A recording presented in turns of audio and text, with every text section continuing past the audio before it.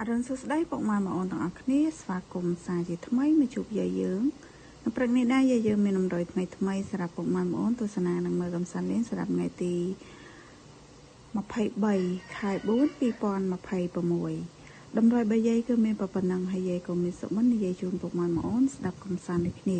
តាមមុននឹងនិយាយសុបិនយាយក៏សូមពឹងពុកម៉ែបងប្អូនដែលចូលរួមទស្សនាទាំងអស់គ្នានេះកុំភ្លេចជួយចុចពាក្យ like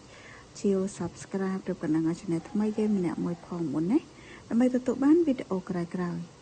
តែចង់ពុកម៉ែបងប្អូនចូលមកស្ដាប់សុបិនយាយយប់មិញនេះយាយសុបិនឃើញថាខ្មោចស្រីចាខ្មោចស្រីស្លាប់ម្នាក់នៅក្នុងផ្ទះដេកស្លាប់ចឹងណា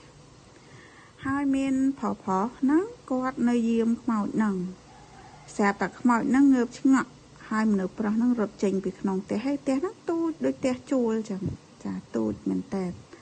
ផ្ទះរបៀបដូចបន្ទប់ជួលចឹងណាហើយខ្មោចស្រីហ្នឹងគេងលើខែស្លាប់ស្រាប់តែងើបអង្គុយឆ្ងក់មនុស្សប្រុស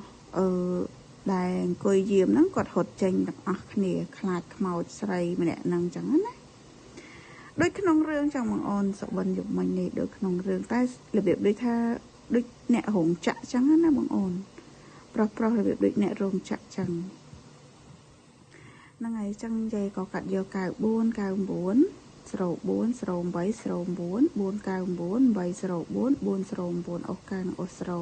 ចឹងពុកម៉ែបងប្អូនចេះកាត់លេខអីក៏យកតាមហ្នឹងទៅណាចាហើយក៏ជូនពរហេងស្នាងអរទាំងអស់គ្នាចឹងវីដេអូយាយក៏មានតែប៉ុណ្្នឹងទេជួបគ្នានៅវីដេអូក្រោយបាយ